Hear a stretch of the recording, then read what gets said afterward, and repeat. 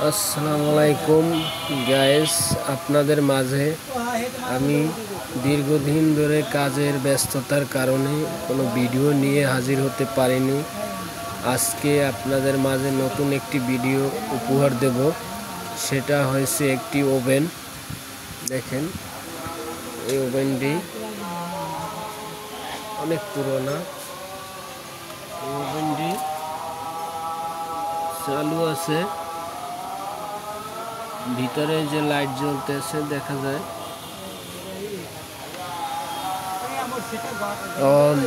এটা চালু আছে সবকিছু, কিন্তু যে গরম হয় না। গরম না হওয়ার একটা কারণ, সেটা হতে পারে আপনাদের ম্যাগনেটন খারাপ, অথবা এই যে ক্যাপাসিটার, এই ক্যাপাসিটারটিও খারাপ হতে পারে। এবং এটার যে মূল কারণ সেটা হচ্ছে ম্যাগনেটন রানিং, যার কারণে ম্যাগনেটন রানিং থাকা সত্ত্বেও গরম হচ্ছে না। এটার জন্য কি করণীয় সেটা আপনাদেরকে দেখাই। এই যে ক্যাপাসিটার, এই ক্যাপাসিটার নষ্ট সম্ভবত।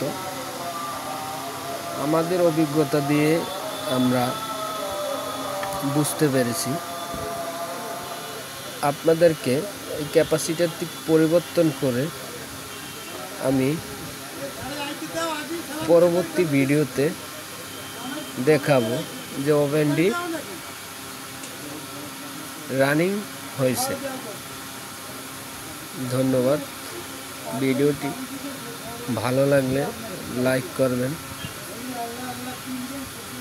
সবাই আমার জন্য দোয়া করবেন যাতে আমি আপনাদের দ্বারা একটু উপকৃত হই।